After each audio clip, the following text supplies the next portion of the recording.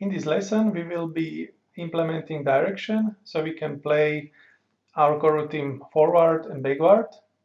So let's open the driver. Let's create bool play forward equals true variable, which will be public.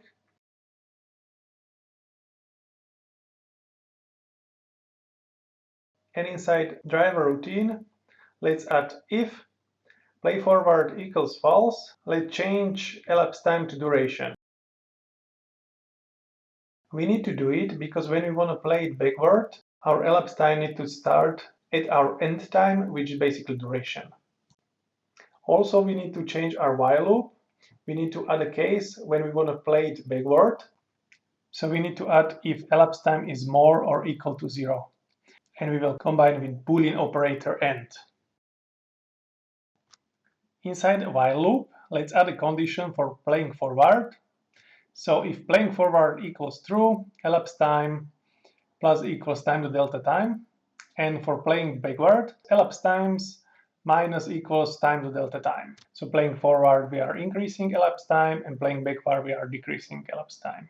Now let's add direction to our run method by creating parameter bool underline forward, and also we are setting play forward equals underline forward.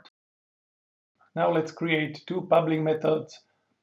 First will be run forward, and second will be run backward.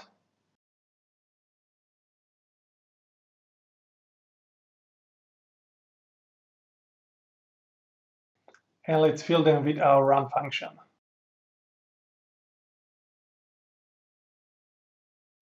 At the end, let's change the colors. And now we can test the file. Before testing, let's unpack our prefab to get rid of it. And let's change our button play to button play forward.